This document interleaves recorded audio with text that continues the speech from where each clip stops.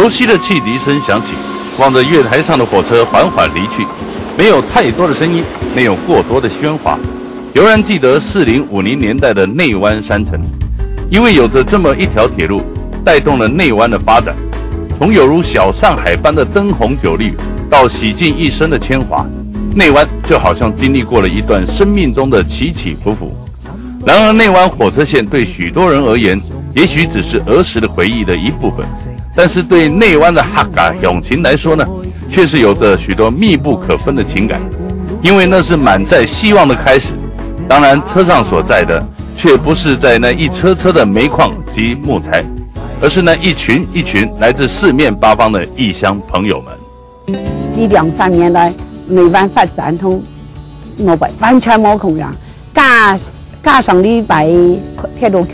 佢拿来起个火车拿来发彩绘列车，哦，2礼拜哦，5节车厢错嫩嫩的，这样的我个冇晒，好，所以你啊发展讲行喺到你啊内湾行的路出现。曾经有人说，台湾是个好收宅，因为它有山又有水。如今的内湾小城景色依旧，只是多了一股那浓浓的人情味和老祖先们所流传下来的文化气息，而那自然的风光明媚，加上那真真实实的后山后水，更是让人可以毫无保留的尽情徜徉于山水之间。我想这都是让这整个客家山城呢，处处显得格外吸引人的原因吧。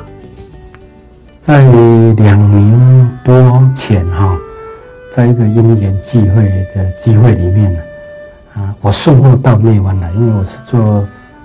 古董类的买卖，送到内湾就是古董家具类的来到内湾的时候，我看到内湾的青山好水，空气也好，我在想说，如果我有那个机会的话，能够在内湾一定会过得非常愉快。结果呢，我那个时候就开玩笑的跟朋友讲说，有那么好的机会，你也帮我留意一下。我没有想到我的朋友他真的很认真哦，他在1个月以后就帮我找一个房子，他还很兴冲冲的告诉我，他说告诉你那房租非常便宜结果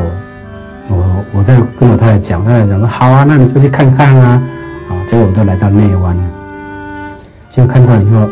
第一是老房子，我本身蛮喜欢，而且红砖的，我非常喜欢。朋友们，心动吗？如果有的话就要快哦，因为火车可是不等人的哦。随着火车所到之处，那一声又一声最美丽的赞叹声，无疑是发自出内心的惊讶声。而火车站的附近有一栋典雅的日式建筑，那就是已经伫立100年的内湾派出所。站在这里，不但可以目送火车进出站，更是可以鸟瞰内湾车站的最佳观测点。除此之外，当地还有许多著名的景点，都是值得一探究竟的。再往前走，老街的入口处，便有着一座造型优美的内湾吊桥。走在桥上的时候，尤罗溪的层层流水之美，都将尽收你的眼底。如果玩累了，附近还有民宿可以提供民众住宿。睡的可都是价值不菲的阿婆古董床哦。那我本身是做这个寺庙建筑我比较喜欢台湾老的东西那所以说我的店所陈述出来给旅客住的，我就用50年代的手腕去布置。一条木马，一丝斧旗，看着民宿老板夫妻细心的为我们工作小组示范木马时的表情。真的不难想象到当时的情形，而伫立一旁的是在所有旧式建筑当中最属辉煌的内湾戏院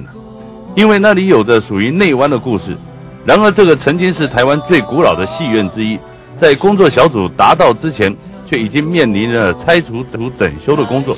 人生如戏，戏如人生，一时间真实与戏剧的界限难分，仿佛是走进了时光的隧道里。虽然如此，但我们相信那一切属于内湾戏院所播放出来的一幕一幕，将会永远流传在每个人的心中，永久不忘。